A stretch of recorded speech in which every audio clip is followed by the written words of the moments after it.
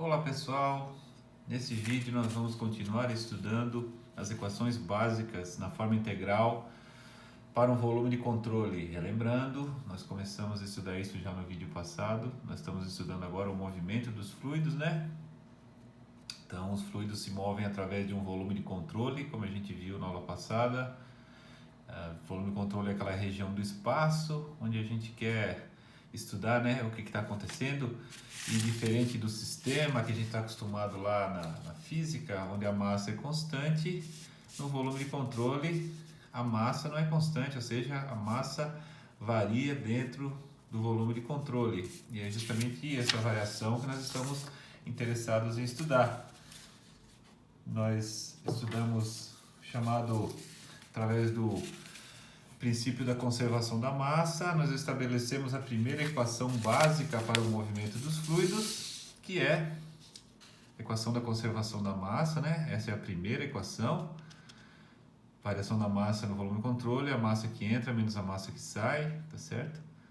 Fluxo de massa, né? M ponto. Isso tudo nós vimos no vídeo passado. Hoje nós vamos continuar estudando esse assunto e agora estamos interessados em calcular as forças que estão atuando sobre aquele volume de controle. Então aqui inicialmente nós queremos saber como é que a massa variava. Agora nós queremos ver como é que as forças atuam, que forças que estão atuando no volume de controle à medida que o tempo passa. Certo? Então, relembrando o que nós fizemos na aula passada, nós pegamos no tempo igual a zero, congelamos e nós marcamos algumas partículas, né? Algumas moléculas foram marcadas e deixamos o tempo passar ΔT. As que estavam na chamada região de entrada agora não estão mais, estão dentro do volume de controle. Fluxo de massa é nesse sentido, né? Da mesma forma aqui, parte da massa que estava dentro do volume de controle passa a ocupar uma região chamada região de saída, certo? Então agora nós vamos continuar nesse exercício, né? Nessa situação, pensando em termos de forças. Agora a gente sabe que a segunda lei de Newton, força é a variação da quantidade de movimento. E se torna massa vezes aceleração quando a massa é constante. E quando a massa não é constante, como é que eu posso calcular essa força? Através da definição. Somatório das forças é a variação do produto M vezes V, onde M é a massa e V é a velocidade. Essa é a definição da segunda lei de Newton. Lembrando, se a M fosse constante, se a massa fosse constante, sairia daqui, fica M dv dt aceleração. Se a massa fosse constante, mas agora a massa não é mais constante, a massa está variando, massa está entrando e massa está saindo. Mesmo que a quantidade que entra e que sai seja a mesma, por exemplo, entra 1 kg por segundo, sai 1 kg por segundo, a massa não variou? Variou sim, porque algumas partículas se deslocaram. Então, umas entraram, outras saíram. Então, a massa não é constante. Então, eu não posso tirar isso daqui. E aí, como é que eu faço? Bom, eu sei que, pela definição de derivada, né? Pela definição, derivada de uma função com relação a t, é o valor da função no instante final, que a gente chamou de ΔT, menos o valor da função no instante inicial, tempo igual a zero, dividido por ΔT no limite quando ΔT tende a zero. Certo? Então, nós fomos no sentido contrário à da dedução da derivada. E aí nós vamos avaliar cada um desses termos. Então, é o limite quando ΔT tende a zero. Então, nós temos a quantidade de movimento no instante t igual a ΔT. Então, de maneira semelhante ao que fizemos no vídeo passado. Nós tínhamos a quantidade de massa no instante ΔT. Agora não é quantidade de massa, é quantidade de movimento no instante ΔT. É igual a quantidade de movimento dentro do volume de controle, no instante t igual a ΔT. Quantidade de movimento dentro do volume de controle, mais a quantidade de movimento na saída. Mais a quantidade de movimento, tudo vetor, né? Flechinha. Vamos chamar de quantidade de movimento na região de saída. Essas moléculas que estão aqui. Menos, no instante t igual a zero, no instante t igual a zero nós temos quantidade de movimento dentro do volume de controle e temos quantidade de movimento na região de entrada. Então, quantidade de movimento dentro do volume de controle, no instante t igual a zero, mais a quantidade de movimento na região da entrada. Tudo isso dividido por ΔT.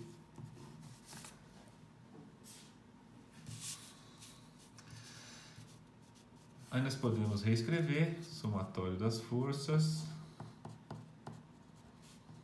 De novo, é o limite quando ΔT tende a zero. Vou rearranjar, eu vou ficar com isso daqui, ó. Quantidade de movimento dentro do volume de controle no instante t igual a ΔT, menos quantidade de movimento dentro do volume de controle no tempo igual a zero, dividido por ΔT, certo? Mais o limite quando ΔT tende a zero, eu vou botar aqui, ó, quantidade de movimento na saída, menos quantidade de movimento na entrada, dividido por ΔT, dividido por ΔT. Então isso aqui agora eu vou identificar, ó,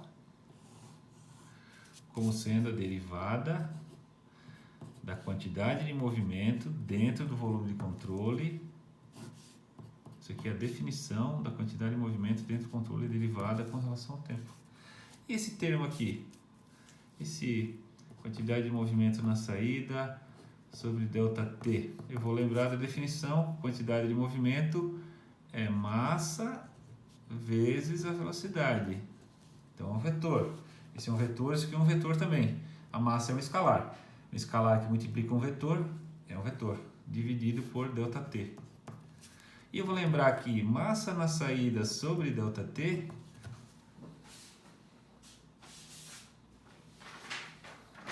quando a gente fez essa análise, né? Massa sobre ΔT é o fluxo de massa, seja na saída, seja na entrada. Então isso aqui, ó, se tornou fluxo de massa na saída, velocidade na saída. Da mesma forma, então isso aqui, né? E de forma semelhante, quantidade de movimento na entrada sobre ΔT é o fluxo de massa na entrada vezes a velocidade de entrada. Então eu posso jogar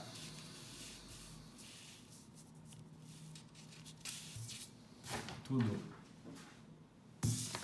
aqui e vamos rearranjar, né? Então nós ficamos com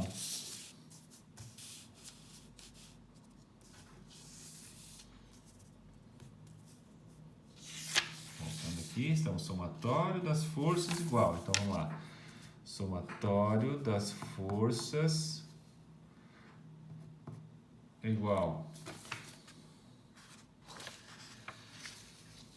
Somatório das forças. Derivada da quantidade de movimento com relação ao tempo. Da quantidade de movimento dentro do volume de controle. Primeiro termo. Segundo termo, fluxo de massa na saída, velocidade na saída. E o terceiro termo, menos fluxo de massa na entrada, velocidade na entrada. Onde P no volume de controle é a massa dentro do volume de controle vezes a velocidade dentro do volume de controle, ou simplesmente M vezes V no volume de controle. E aí a gente chega na seguinte equação. Reescrevendo, tá? Jogando isso aqui ali, e nós tiramos a chamada equação da conservação da quantidade de movimento, onde o somatório das forças agora não é mais massa vezes aceleração. Não é mais massa vezes aceleração, é um pouquinho mais elaborado o negócio, tá certo? Observem que se a massa fosse constante, ou seja, o sistema, né, não tem fluxo de massa na entrada, não tem massa entrando, né? Imagina aquele bloquinho de massa M, não tem massa saindo, não tem massa entrando, então esses dois termos zeram. Ficamos só com o último termo. Se a massa é constante, ela sai, fica M dv dt. Então observe que essa equação também vale para sistema de massa fixa. Basta zerar esses dois termos e tirar a massa daqui. Então isso aqui é a equação mais genérica, digamos assim, da segunda lei de Newton. Então, massa vezes aceleração é uma simplificação quando a massa é constante. Se a massa não é constante, a gente chama uma região de interesse de volume de controle, né? E a somatória das forças, a força resultante, né, sobre esse volume de controle é isso daí. Quer ver, ó? Vamos ilustrar com um exemplo numérico. A água sai de um bocal estacionário com velocidade de 15 metros por segundo. Então imagina que uma mangueira de jardim, um jato de água de 15 metros por segundo dá de frente num anteparo. O anteparo está a 90 graus, ou seja, o ângulo de incidência aqui é 90 graus. Ou normal, né, como a gente disse. Então, a nossa experiência nos mostra que a água vai empurrar esse anteparo para trás, tá certo? O anteparo vai ser empurrado para trás, sob a ação desse jato de água. Então, ele dá os dados aqui, ó. A área do bocal é 0,01 metros quadrados. Então, se isso aqui tem um diâmetro, π vezes d dividido por 4, né? πd quadrado sobre 4. Tem uma área de entrada. O jato vai se separar em dois, porque ele está a 90 graus, metade vai para um lado, metade vai para o outro, tá certo? E o movimento é tangente, né? Na mesma direção ou paralelo à superfície, tá certo? E o que o problema quer é calcular a força de impacto do jato, tá certo? Qual é a força que o jato faz sobre o anteparo, basicamente? Força de impacto do jato sobre o anteparo. Então observem que eu tenho que pegar um volume de controle. Eu vou escolher um volume de controle onde as coisas acontecem, né? Se eu quero calcular força no impacto, o impacto está aqui, eu vou pegar um volume de controle englobando a região do espaço que eu tenho interesse. Qual que é a região do espaço que eu tenho interesse? Esse impacto aí, essa zona de impacto. E vou ampliar esse volume de controle, ó. Volume de controle. E aqui nós temos, então, que o anteparo vai ter que fazer uma força, tá certo? Que nós vamos chamar de R, medida em newtons. Vai ter que fazer uma força para segurar o impacto do jato que se divide. Vamos chamar de saída 1 e saída 2. Saída 1 é para cima, saída 2 é para baixo. Entrada na horizontal. Então, na verdade, observe, né, pessoal? Se fizerem isso, o jato vai sair radialmente em todas as direções. Mas, para simplificar o problema, vamos admitir que metade do jato vai para cima e metade do jato vai para baixo. Tá bom? Só para simplificar. Depois a gente vai ver que não interessa nada disso. Então, vamos calcular a força do jato. Para isso, vou usar a segunda lei de Newton, que nos dá o somatório das forças, ou a força resultante, que são os fluxos de entrada e saída, e aqui vem a taxa de acumulação. Então são três grupos principais que nós precisamos determinar aqui nessa equação da conservação da quantidade de movimento. Então vamos fazer vários exemplos, onde esses termos podem ou não existir completamente ou em parte, tá? Bom, o somatório das forças vai vem de um diagrama de forças. fluxos de entrada e saída são dados pelas velocidades e a taxa de acumulação, que é quanto que acumula de quantidade de movimento dentro do volume de controle. Se vocês lembram, na equação da conservação da massa, a gente tinha só dm dt, que era a acumulação de massa. Era quanto de massa estava sendo acumulado com o tempo. Agora não, é quanto de quantidade de movimento está sendo acumulado com o tempo. Quantidade de movimento é m vezes v. Então vamos lá. Diagrama de forças. Então nós vamos pegar aqui, ó, no nosso volume de controle, nós temos uma força aqui, que é a força do anteparo, certo? Que outra força que estaria atuando aqui? Uma força que sempre atua, a princípio, é o peso. O peso está atuando aqui. Sempre existe peso, né? Existe gravidade, vai existir peso. Tá certo? Só que, observe que o peso aqui está na direção vertical, né? O peso não é sustentado por nenhuma outra força. Ou seja, a força que esse jato vai fazer sobre o anteparo, vamos chamar isso de F, que é isso que nós queremos, né? Que é uma força que está lá dentro do volume de controle. Não depende do peso, tá certo? Se a gente for fazer esse experimento mesmo, esse jato d'água vai estar tortinho, vai estar entortando, né? Uma parábola devido à ação da gravidade. Mas aqui está considerando o jato incidindo a 90 graus, ou seja, normal a superfície, né? Ou seja, o peso aqui não afeta nada, então não vamos se preocupar com o peso.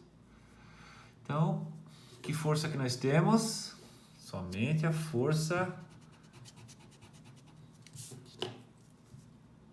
de reação. Quando a gente corta isso daqui, né? A gente faz um corte imaginário, a gente cortou aqui uma barra sólida, que é a barra do anteparo. E essa barra do anteparo está fazendo uma força R, que não necessariamente é igual à força do jato, certo? A força do jato está aqui, ó, certo? Sobre essa superfície. A reação não. Eu estou pegando as forças que estão atuando sobre o volume de controle. Quais são as forças que estão atuando sobre o volume de controle? O volume de controle é essa linha pontilhada. A força R está atuando justamente nessa superfície de controle, digamos assim. Tá certo? Superfície de controle é a superfície que envolve o volume de controle. Então, se o peso não joga, o R está aqui. Relembrando que nessa linha imaginária, pessoal, vai ter sempre pressão atmosférica atuando. Por quê? Porque aqui tem um fluido. Aqui também tem um fluido, que é o ar, que está atuando, que está exercendo uma pressão igual à pressão atmosférica. Mesma coisa aqui. Em todos os pontos, ó, inclusive do jato. Dentro do jato, a pressão é pressão atmosférica. Não, professor, o jato tem uma pressão maior. Não. Esse jato está aberto para a atmosfera, pessoal. Em qualquer ponto, atmosfera. Em qualquer ponto dentro desse jato aqui, a pressão é igual à pressão atmosférica. Então, aqui temos o ar, pressão atmosférica. Aqui temos água, pressão atmosférica. Por quê? Porque o jato está aberto para a atmosfera. Diferente da pressão aqui dentro. Tem um bocal, né, uma mangueira, uma estrutura sólida que está segurando a água com pressão. Então, a água aqui dentro está pressurizada. Ela tem uma pressão acima da atmosfera. Se vocês lembram, ela tem uma pressão manométrica aqui dentro. Desse tubo tem uma pressão manométrica. Mas, quando a água sai do tubo, ela passa a ter a pressão atmosférica. Muito importante isso. Então, pressão atmosférica em todos os pontos desse lado. Desse lado também, tá? Então, volume de controle, aqui também temos PATM. Observe que o PATM sempre está atuando em todas as faces do volume de controle. Mesma pressão atmosférica que tem no lado esquerdo, vai ter no lado direito. Ou seja, elas se cancelam. Mesmo a pressão atmosférica que tem em cima, tem embaixo, ou seja, se cancelam. Então a gente pode dizer que esse somatório de forças que estão atuando sobre o volume de controle é simplesmente a força R. Só tem uma força atuando, que é a do anteparo. E essa força é um vetor. Estamos trabalhando vetorialmente. Vou até pôr aqui, ó, mais força da atmosfera. Só que eu vou dizer que essa aqui é igual a zero, pois PATM atua em todas as faces do volume de controle. Ou seja, essa aqui é uma face, né? Essa aqui é outra face, outra face, outra face. Sempre pressão atmosférica multiplicado pela área vai dar força e essas forças se cancelam. Então esse é um caso onde as forças da atmosfera se cancelaram, ficamos somente com a força da reação, que vamos chamar de R. Então, respondida a primeira parte. Entradas e saídas. Bom, nós temos então uma entrada, uma velocidade de entrada, que é igual à velocidade da água, que é igual a 15 metros por segundo. Então nós podemos dizer que VE é igual a 15 metros por segundo. Certo? VE aqui, ó. Quanto é que é M.E? M.E. Desculpa, esse aqui, olha, tá passando. Esse aqui é o vetor velocidade na entrada. Esse aqui é o módulo. Como é que eu escrevo o vetor? O vetor velocidade na entrada é o módulo vezes o vetor I. Por que vetor I? Porque nós estamos adotando x, y. Então, eixo x, vetor I. Nós estamos falando do vetor velocidade, ó. Então, ficou 15I.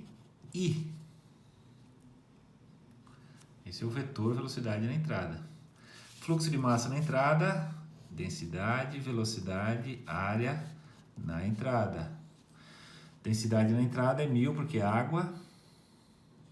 Velocidade 15.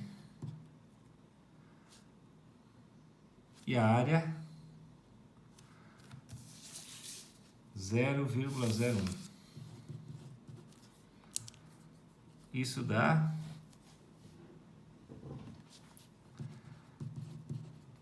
150 kg por segundo. Então já sabemos na entrada, a massa e a velocidade. Vamos para a saída. Quanto que está saindo? Qual é o fluxo de massa na saída? Bom, fluxo de massa na saída. Metade vai para cima, metade vai para baixo. Nós chamamos de velocidade de saída 1, velocidade de saída 2. Então, na parte da saída, nós temos dois termos, saída 1 e saída 2. Então, vamos lá. M ponto na saída vezes a velocidade na saída 1, velocidade de saída 1, mais fluxo de massa na saída 2 vezes a velocidade na saída 2. Tenho duas saídas, saída 1, saída 2, vou somar as duas. Lembrando que isso aqui é quantidade de movimento, né? Quantidade de movimento aqui, quantidade de movimento aqui. Como é que eu calculo o fluxo de massa na saída 1 e fluxo de massa na saída 2? Eu tenho que usar a equação assim, ó. Fluxo de massa na saída 1, quanto que é? Fluxo de massa na saída 2, quanto que é? Bom, a gente sabe que metade vai para cima, metade vai para baixo, então um é igual ao outro, né? Na saída 1 é igual ao fluxo de massa na saída 2. A gente sabe que os dois são iguais. Divide igualmente. Equação da conservação da Massa. Aula passada nós vimos que a quantidade de massa dentro do volume de controle, a variação dela com o tempo, é fluxo de massa na entrada menos fluxo de massa na saída.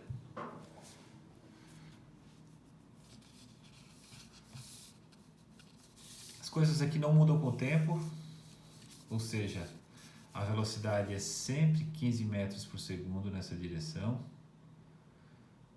Sempre sobe, sempre desce. As coisas não mudam com o tempo. Se eu boto uma foto agora, boto uma foto daqui a 10 segundos, as coisas não mudaram. Tudo continua igual. Não houve acúmulo de massa, a massa não cresceu com o tempo, certo? A gente chama isso de regime permanente. Isso aqui é igual a zero, que é um regime permanente. E nós chegamos que fluxo de massa na entrada é igual a fluxo de massa na saída. Tudo que entra sai, tá certo? Quantidade de quilogramas que entrou nesse volume de controle é igual a quantidade de quilogramas que saiu, ou por cima ou por baixo. Então, saída, nós vamos botar assim, ó, ms1 mais ms2, que é igual a 2 vezes a massa da saída 1, tá certo?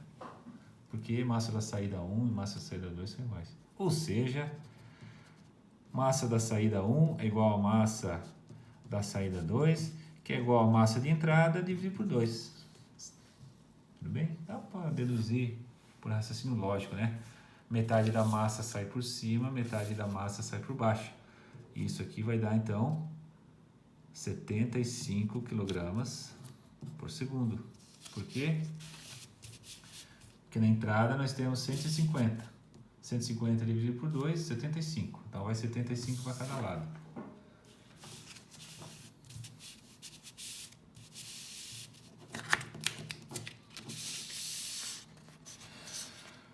Bom, continuando. Então, nós temos, ó... Nós estamos na massa de saída. Então, agora vamos para a velocidade de saída. Bom, a velocidade de saída são duas saídas. A velocidade de saída 1. Velocidade de saída 1, que eu não sei quanto é que é. Vou chamar de VS1 na direção J. Tá subindo, né? E a velocidade de saída 2, vou chamar de VS2 menos VS2J. Menos VS2J.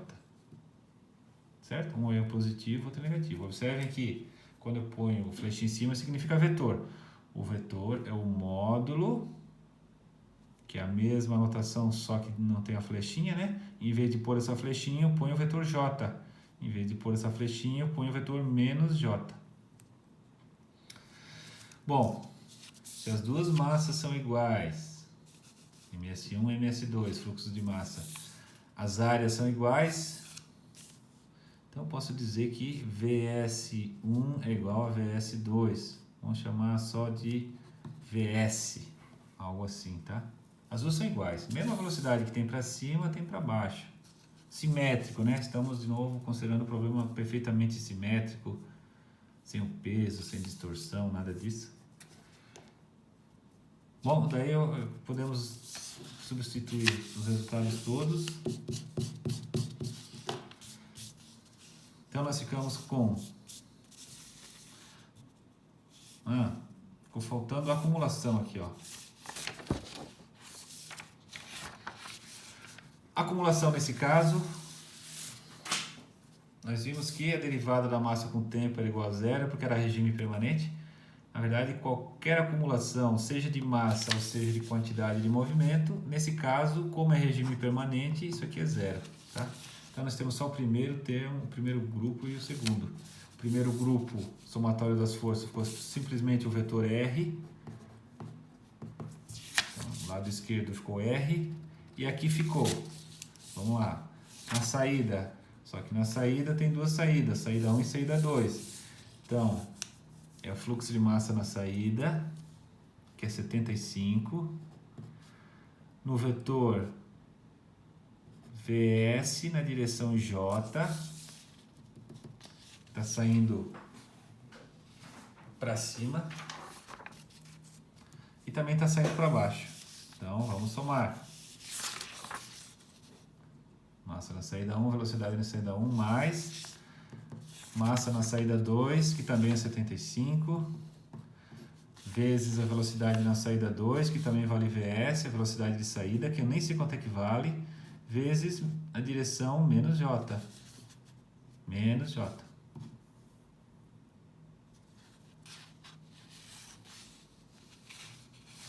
Nós estamos aqui. Primeiro grupo. Menos fluxo de massa na entrada.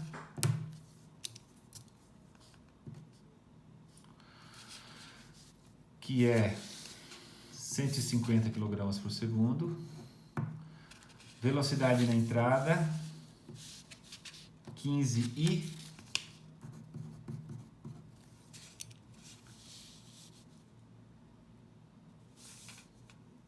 Fechou? Aí fazendo essas continhas, ó, observem que esse termo é exatamente igual a esse, só que o sinal trocado, ó, se cancela. Isso aqui vai dar menos 2.250 newtons na direção I. Então, qual é a força de... Por que isso aqui cancela? Porque mesmo que vai para cima, vai para baixo, né? Se equilibra, digamos assim. Não tem uma força resultante nessa direção. A força resultante se torna totalmente na direção I, ó, como a resposta nos indica. A força R está totalmente na horizontal e na direção contrária ao eixo I. É exatamente o que eu desenhei aqui, né? A gente meio que já sabia a resposta, do jeito que eu desenhei aqui, ó, flechinha virada para a esquerda, é um vetor menos I, que é o que aparece aqui. Então, essa é a força que o anteparo faz sobre o jato, certo? R é a força que o anteparo faz sobre o jato. Ação e reação, que é a terceira lei de Newton, né? Para cada ação, existe uma reação em sentido contrário. Ou seja, se isso aqui está parado, né, é porque tem uma reação em sentido contrário, que é igual à força do jato, que é o que nós queremos. Força de impacto do jato. Força do jato, ação e reação, é menos a força R. Com flechinha em cima. Ou seja, a força que o jato faz é aquilo lá com o sinal trocado. 2.250 newtons na direção I. Essa é a força que o jato faz. Certo? Então, tome cuidado. Do jeito que está formulado o problema, impacto do jato e não do suporte, do anteparo. Tá? Aí tem que lembrar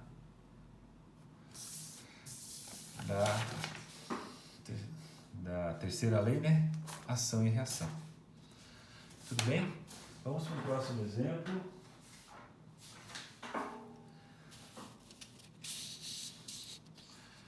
Um cotovelo redutor, ou joelho, o pessoal chama de joelho, cotovelo, é uma tubulação que faz uma curva de 90 graus, certo?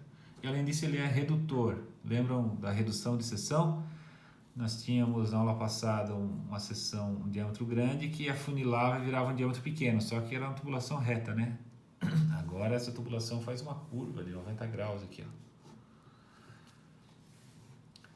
Então tem que estar passando água, tá? A água está entrando a 16 metros por segundo aqui, numa área 25, 0,0025, e na saída área menor, 0,001, tá certo? Então diminuiu. A gente já viu que quando existe uma redução de seção, a velocidade vai ser mais alta, né? A velocidade tem que aumentar. Certo? Então, na aula passada, no vídeo passado, nós calculamos esse aumento de velocidade em função da redução de seção. Já sabemos fazer isso.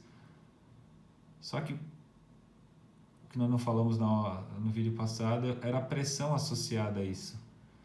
Observem que se o fluido vai acelerar, se ele vai acelerar,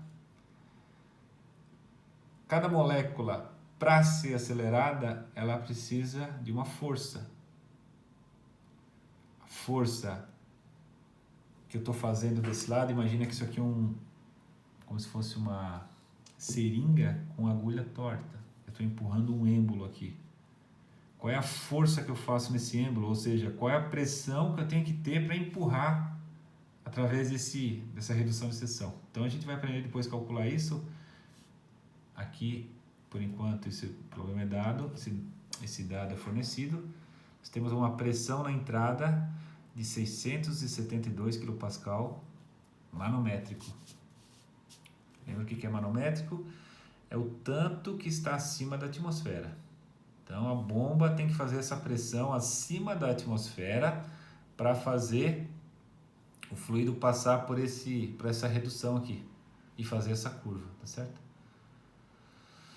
Então, na outra extremidade, então imagina que aqui vem de uma bomba a 672 kPa e aqui nós estamos com a descarga para a atmosfera, ou seja, esse jato vai encontrar a pressão atmosférica nesse lado aqui, certo?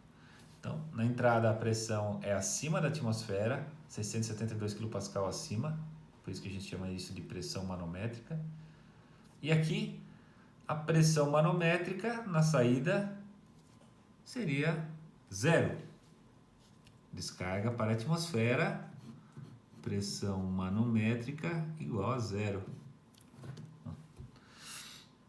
Calcular a força de suporte. Então imagina agora, se você todo mundo, né, já viu uma mangueira de jardim torta desse jeito, quando a gente liga o fluxo, né, abre a torneira, essa mangueira tende a se mexer, parece, né? Ela quer ficar reta. Bom, para ela não ficar reta, eu tenho que fazer uma força. Que força que eu tenho que fazer? Então eu vou pegar um volume de controle aqui, ó. Qual é a força que eu vou ter que fazer? Vamos chamar isso de R de novo. Seria a força do suporte, né? Do anteparo. Imagina que isso aqui é uma tubulação e eu tenho que projetar um sistema para segurar essa força aqui.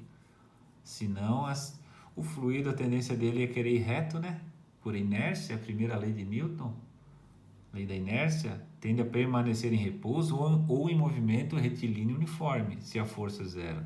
Então, ela está vindo na boa, vai ter uma curva. Ela não quer fazer essa curva, ela vai querer ir reta. Para não ir reta, eu tenho que fazer uma reação medida em newtons. E é isso que nós queremos calcular. Essa força de reação sobre o volume de controle. Então, observe que o volume de controle tem que abranger a região de interesse. O que é a região de interesse? É a região de mudança de direção e mudança de seção ao mesmo tempo. Tudo ocorre aqui nessa curva, que diminui de diâmetro. Então, de novo, somatório das forças, etc. Fluxo, as entradas e saídas e a acumulação.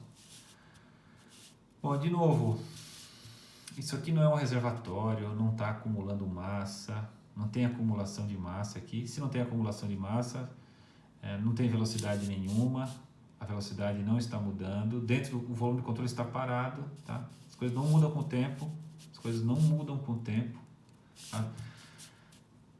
Veja bem, uma partícula muda de velocidade, uma determinada partícula. Agora, num ponto dentro desse volume de controle, nesse ponto aqui, a velocidade nunca muda, é sempre igual. É um vetorzinho assim. Aqui a velocidade nunca muda, ela é sempre igual, é sempre um vetor assim. Certo? Então, em cada ponto, a velocidade não muda. A quantidade de massa, a quantidade de quilogramas não muda. Então, nem esse mudam. Então, não tem acumulação. De novo, a gente chama isso de regime permanente. As coisas não mudam com o tempo. Quem que é o somatório de forças agora? Então, nós temos de novo a nossa reação R, né? Que é a reação do suporte. E nós temos a pressão atmosférica atuando nessa face. E temos a pressão atmosférica atuando aqui. E dentro, nós também temos a pressão atmosférica. Também está aqui dentro. Por quê? Porque esse 672 é o quanto que o fluido está acima da atmosfera.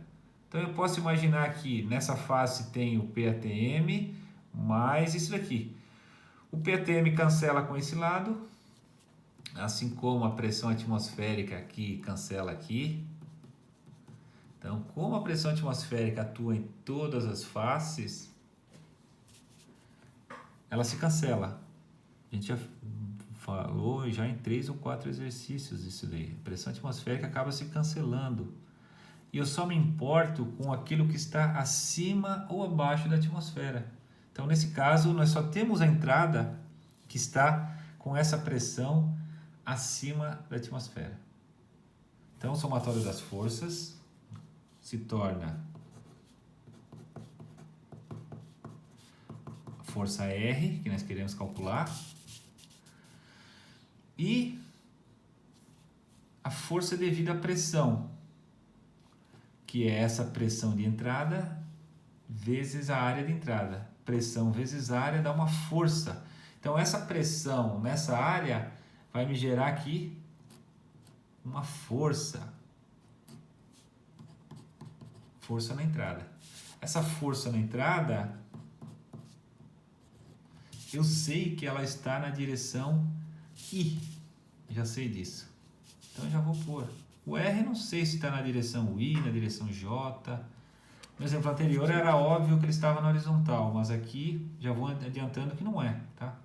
Existe movimento nas duas direções, não é simétrico, então vai ter uma componente na direção Y também, que a gente vai ver agora. Mas a pressão na entrada vai estar totalmente na direção I, isso não há dúvida, tá certo? Então vamos lá. Então esse aqui é o somatório das forças.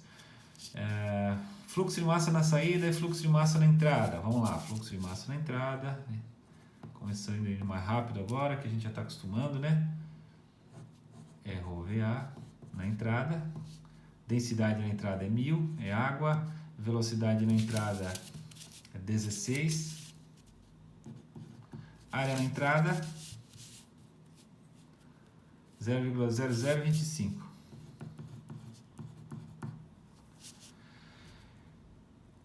Tudo conhecido. Quem mais? Velocidade na entrada. Velocidade na entrada, mais uma vez, 16 i na direção horizontal da esquerda para a direita. Então é 16i. Esse é o vetor. Então observem que se eu ponho uma flechinha, eu tenho que escrever um vetor aqui.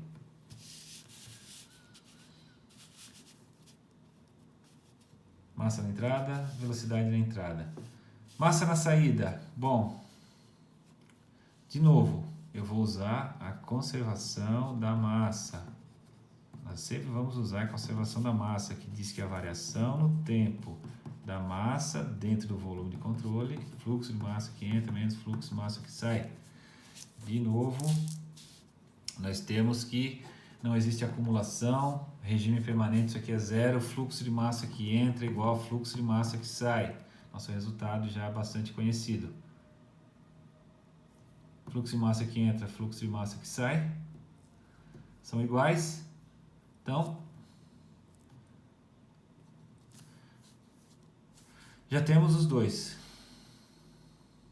O que mais? Velocidade na entrada, massa na entrada, massa na saída e velocidade na saída. Nós queremos saber a velocidade na saída. Só que a velocidade na saída é ρ, fluxo de massa na saída é ρ, V na saída, área de saída. Então, vou substituir aqui, ó.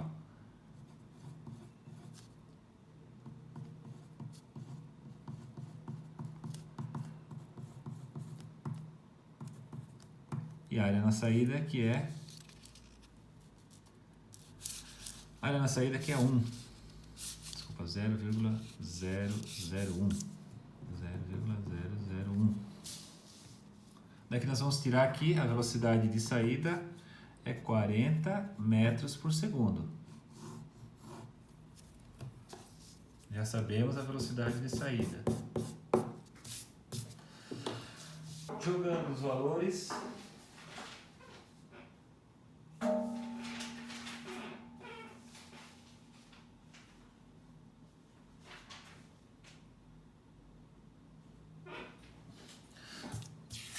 dá 40 kg por segundo, tá? 40 kg por segundo.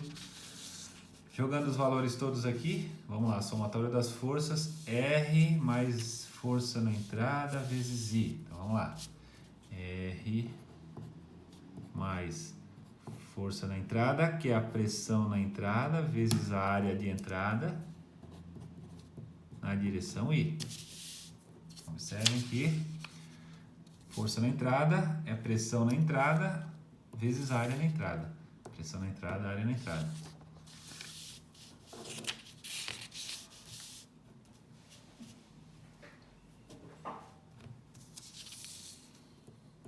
Igual fluxo de massa na saída, que é igual ao fluxo de massa na entrada, que é igual a 40. Então vai dar 40 vezes a velocidade na saída. Vetor velocidade na saída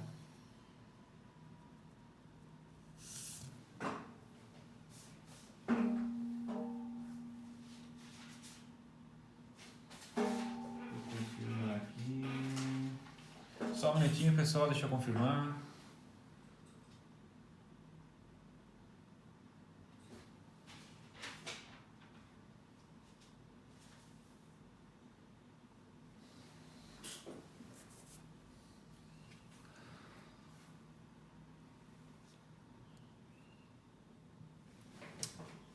É confirmado, é isso mesmo. Eu vi que estava dando os dois iguais, 40 kg por segundo e 40 metros por segundo. Tá certo, é isso aí.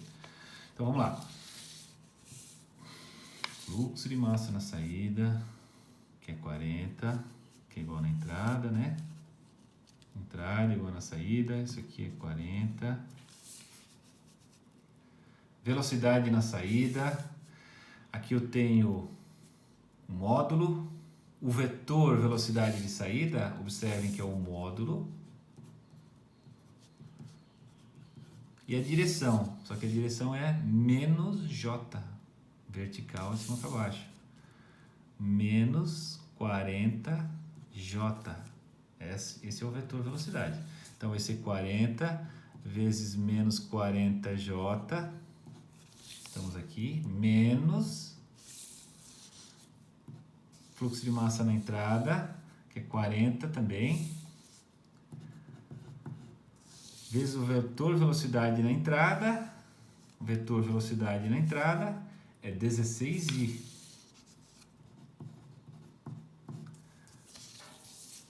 E não tem acumulação. Então essa é a equação. A pressão, a gente trabalha só com a manométrica, né? Porque a atmosférica cancelou.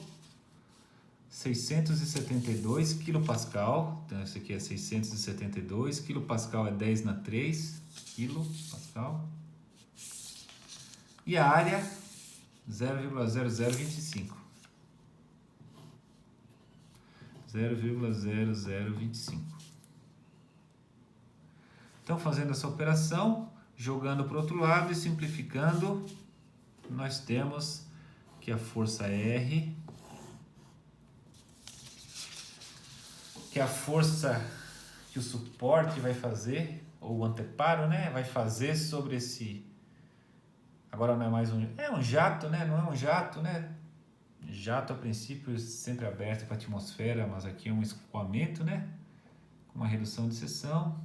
A força para manter esse suporte que perturba o escoamento, né? Então, perturbou o escoamento, tem uma força associada a ele. Assim como no exemplo anterior, aquele anteparo perturba o escoamento, então tem uma força associada a isso. Força de suporte, força de reação. Observe que essa força de reação ela é negativa na direção I e negativa na direção J. Ou seja, ela é algo assim, ó. 2.320 Newton nessa direção e 1.600 Newton nessa direção, tá? Isso, pela regra do paralelogramo, vai dar um módulo, se vocês lembram, né? Um módulo, agora sem a flechinha, do vetor R, é isso daí. Então, uma força tem uma componente horizontal. A componente de horizontal é semelhante àquela do anteparo, é a força para segurar o jato. Só que esse jato está sendo desviado todo para baixo. Agora não é mais simétrico, né? Agora não vai mais metade para um lado, metade para o outro. As componentes verticais não se anulam e com isso gera uma força resultante na direção vertical. Então essa força vertical é a força responsável por acelerar o fluido na direção vertical, de cima para baixo. Então temos uma componente que desacelera o fluido na direção horizontal e temos uma componente que acelera na direção vertical. Então, desacelerou, acelerou.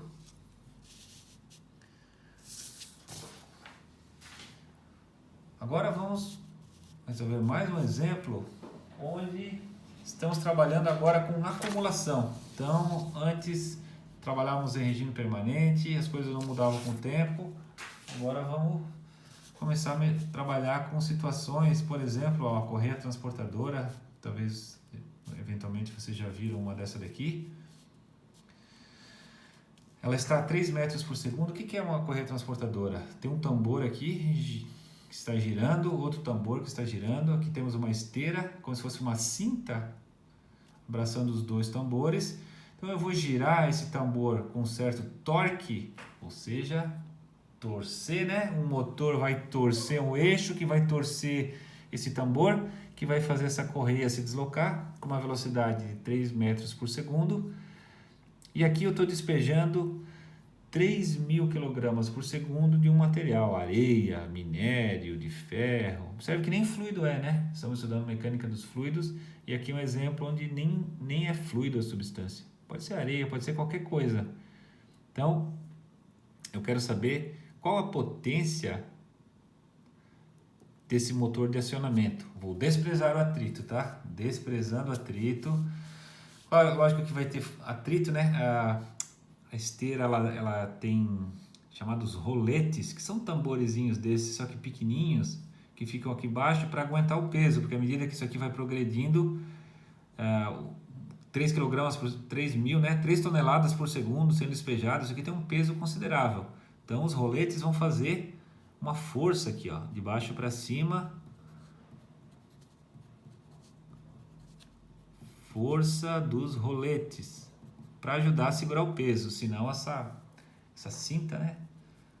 Essa correia ela vai defletir muito, aí não vai funcionar. Então os roletes estão aqui só para segurar o peso. E eles têm atrito, obviamente, esses tambores também têm atrito, mas a gente vai desprezar. E a gente quer saber qual a potência necessária para movimentar 3.000 kg por segundo de minério de ferro numa velocidade de 3 metros por segundo. E nós vamos calcular essa potência durante duas situações. Durante o carregamento, o item A, ou seja, quando... Imagina que eu liguei essa correia transportadora, ela está vazia, agora eu começo a despejar. À medida que o tempo passa, isso aqui vai avançando. Está carregando a esteira. Carregando, até que a partir de um certo ponto ela começa a despejar, ou seja, aí as coisas não mudam mais com o tempo. Tudo que entra sai, e a gente atinge o chamado regime permanente. Então, antes de encher, ou seja, durante o carregamento, desde o momento que eu começo a despejar até o momento que ele começa a descarregar do outro lado. E uma segunda situação, depois que atingiu o regime, ou seja, depois que começa a despejar do outro lado. E aqui eu estou sempre alimentando, certo? Então, o que é a potência? Potência, definição de potência é a força vezes a velocidade. A potência é um escalar, né? É um escalar, não é vetor. Então, esse é o módulo da força vezes a velocidade. Força de quem? A força que a esteira tem que fazer. Chama isso aqui de F.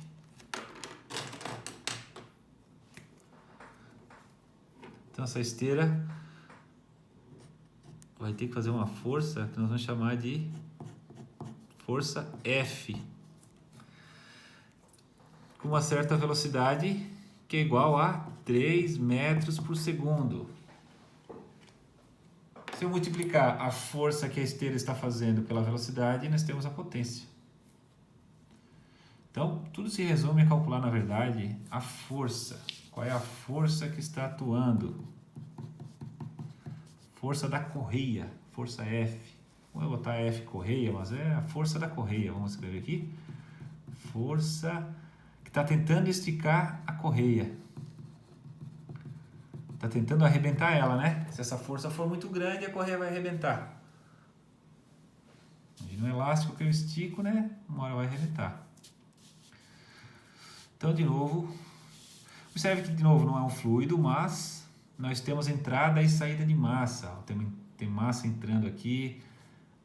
No início não tem massa saindo, mas depois começa a ter massa saindo. Então, apesar de não ser fluido, nós vamos ter que utilizar o conceito de volume de controle. Quem que é o nosso volume de controle? Então, vou apagar isso aqui. Nós estamos no item A, né? No início, nosso volume de controle pode ser isso aqui, ó. Tá certo? Esse volume de controle. Se for um controle escolhido, não, a gente pode, vamos fazer o seguinte, ó, para facilitar, vamos botar nosso volume de controle lá no final, que vai servir para os dois, tá? Então no começo só tem entrada no volume de controle, não tem saída.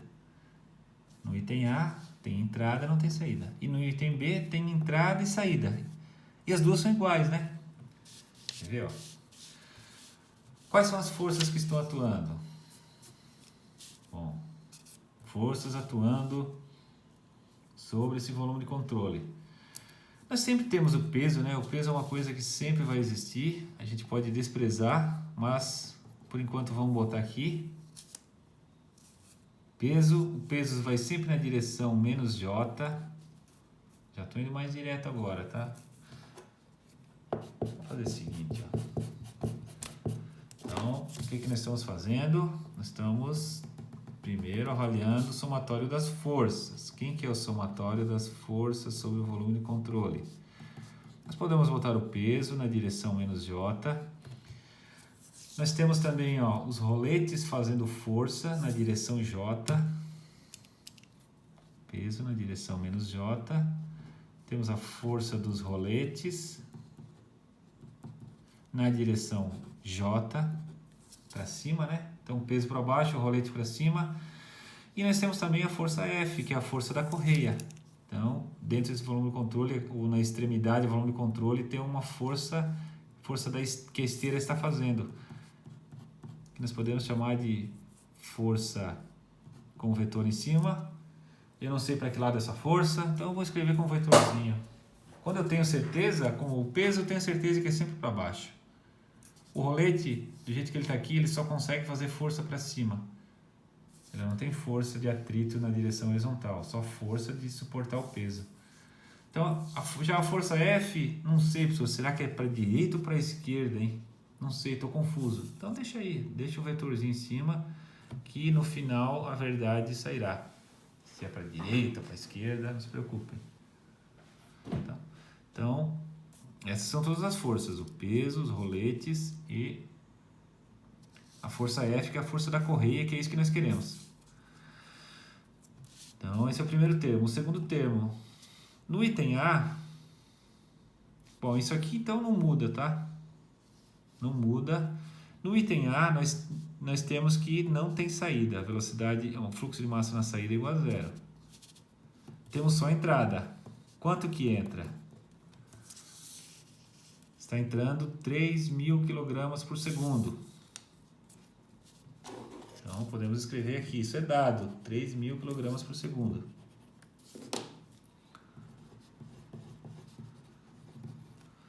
O que mais? O fluxo de massa na entrada, velocidade na entrada. Vetor velocidade na entrada.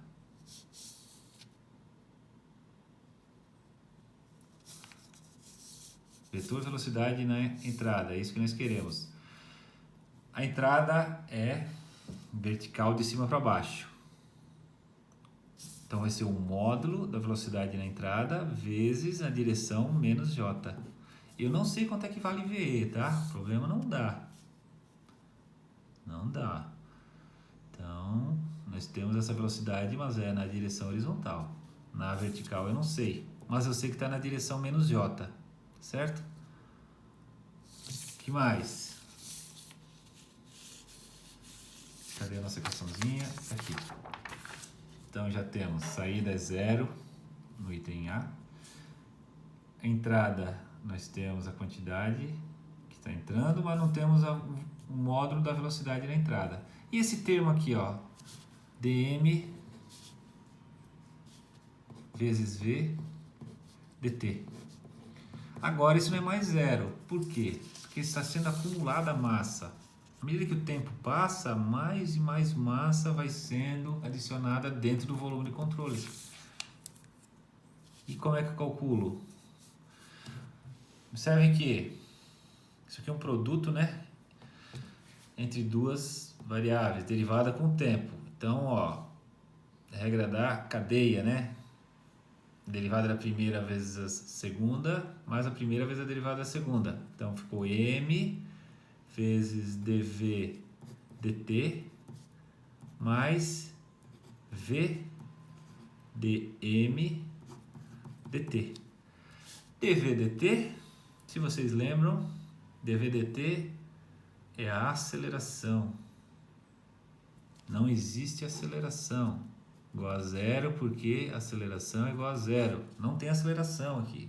Velocidade é constante. Lembrando que isso aqui é a velocidade dentro do volume de controle. Então, dentro do volume de controle temos velocidade, só que ela é constante. Ela não tem aceleração com o tempo. Ficou o v dm dt. Então, esse v é a velocidade dentro do volume de controle.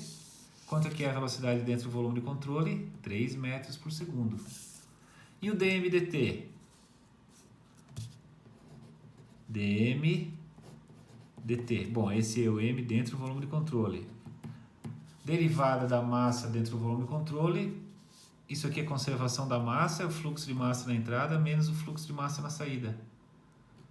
Quem é o fluxo de massa na entrada? 3.000. Quem é o fluxo de massa na saída? 0.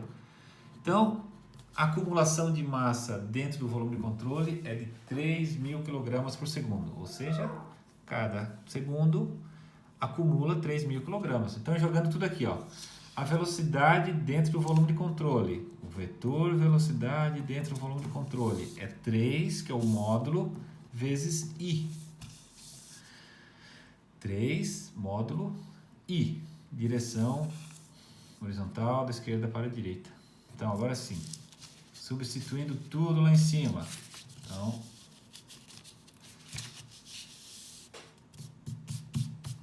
segundo a lei de Newton, vamos começar com isso daqui. Somatório de forças, depois os fluxos do outro lado. Então, ficou menos o peso na direção J, mais o F dos roletes na direção J, mais a força F, é igual.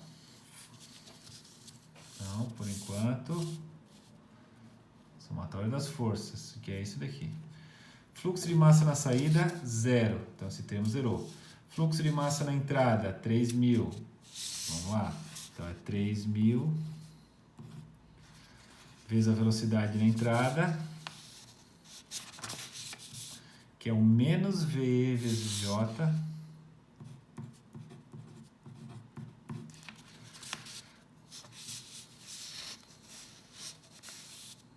então nós estamos aqui, ó, saída zerou, menos a entrada, então é menos aqui, e ficou parte da acumulação, ddt da massa vezes velocidade, só que a acumulação se tornou simplesmente V vezes dm dt. Então ficou V do volume de controle, que é 3i,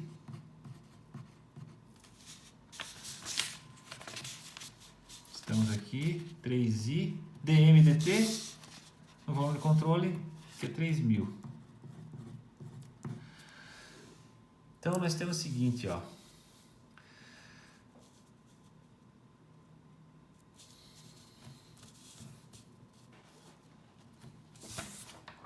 A nossa correia, ela está na horizontal, não escrevi aqui, né? Essa força F ela tem que ser na horizontal, ela não pode ser nem para cima nem para baixo, porque a correia ela não tem capacidade de suportar na direção vertical, só os roletes têm. A correia só tem capacidade de fazer força na direção horizontal. Então esse F aqui, na verdade, a gente já pode dizer que é um F. Vamos tirar o símbolo de vetor aqui e vamos botar I, porque a gente já sabe que isso é na direção I. Então nós ficamos o seguinte, ó, com a seguinte equação. F na direção I mais a força dos roletes menos o peso na direção J, estou coletando os termos semelhantes, é igual menos com menos mais 3.000 VE na direção J mais 9.000 na direção I. O que nós queremos? F. Então nós só estamos preocupados com as forças atuando na direção I. O que acontece na direção J não me interessa. Só direção I. Porque não sei quanto é que é essa velocidade de entrada. Se eu tivesse que calcular as forças na direção J, eu teria problema, porque o enunciado não me dá pistas de como calcular essa velocidade de entrada. Mas não é isso que eu quero, porque isso aqui afeta só a direção J. Eu estou interessado só na direção I, só a força na direção horizontal, que é a força da correia. Então, componente I desse lado, F. Componente I do lado de lá, 9.000 newtons. Então, essa é a força que a correia tem que fazer. Na direção J, não me interessa. Potência é força vezes velocidade. Então, potência é a força, 9.000, vezes a velocidade, módulo, né? 3. Isso dá 27 kW. 27 kW. Opa, 27. 27.000 watts. Então dá bem menor que a potência de um caminhão, por exemplo. Imagina um caminhão para transportar isso, seja minério de ferro, areia.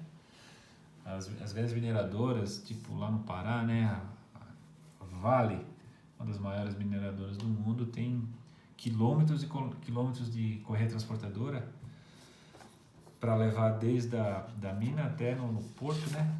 E bem melhor usar a correia transportadora, gasta menos energia. Bom, aqui não tem o atrito, claro, né? Mas enfim, essa é a potência para transportar,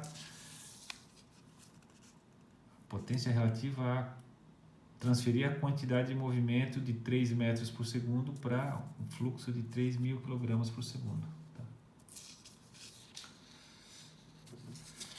E o item B? Regime permanente, ou seja, agora eu vou esperar essa correia começar a despejar. Então agora nós temos uma velocidade de saída. Quanto que é a velocidade de saída?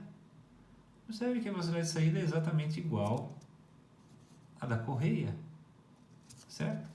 Com que velocidade que é despejado aqui, exatamente na velocidade da correia, metros por segundo. Então, vamos refazer o nosso probleminha. Então, aqui continua tudo igual, somatório das forças continua igual, só que agora a saída não é mais zero. Como é que vai ficar então?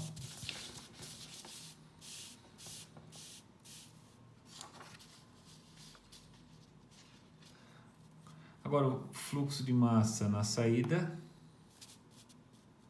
quanto é que vale? Essa é a nossa dúvida.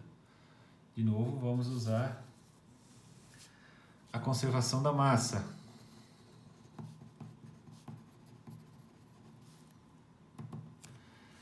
A gente sabe, né? Vai dar exatamente igual, tudo que entra sai, né? Como não tá, agora não está mais armazenando, ó, a correia já está cheia.